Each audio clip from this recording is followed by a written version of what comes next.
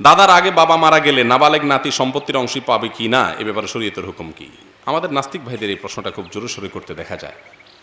আপনারা জানেন ইসলাম শরীয়তের বিধান হলো বাবা মারা গেলে সন্তান মিরাজ পায়, অংশ পায় সম্পত্তিতে। কিন্তু বাবা যদি মারা যান দাদা বেঁচে থাকতে, তাহলে দাদার সম্পত্তিতে নাতি, যে নাতির বাপ মারা গেল সে নাতি নাতনিরা কি পায় না? অংশ পায় না।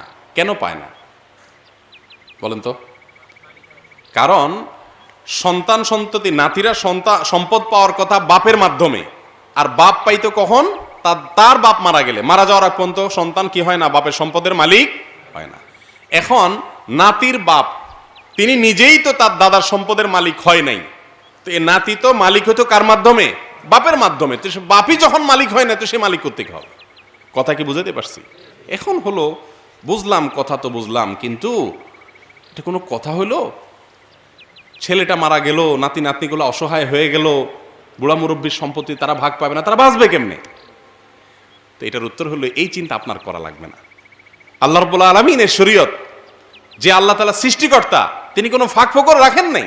মানুষের কাজে ত্রুটি থাকে, আল্লাহর কাজে ত্রুটি নেই, ওই ফাঁক বন্ধ করা আছে। সেটা কি?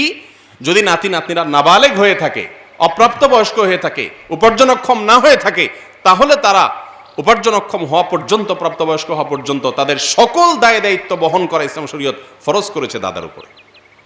কথা কি বুঝাতে পারছি? অতএব আপনার টেনশনের কারণ না, শরীয়ত সে ব্যবস্থা রাখছে। শুধু সেটাই নয়, আপনি বলবেন বুঝছেন, খাওয়ান পরন তো দিল, বুঝলাম, একটু সহায় সম্পত্তি না থাকলে কেমনে কি? এই জন্য শরীয়ত এই বিধানও রাখছে, ওয়ারিসকে ওসিয়ত করা জায়েজ নাই, যে আমি মারা গেলে আমার ছেলেকে এই জমিটা লিখে দিও তোমরা, এটা বলা জায়েজ নাই। ওয়ারিসের জন্য নির্দিষ্ট অংশ আছে, এর অতিরিক্ত দেওয়া কি নাই? জায়েজ না, দিলে সবাইকে সমানভাবে দিতে হয়, নবী আলাইহিস সালাম নিষেধ করেছেন।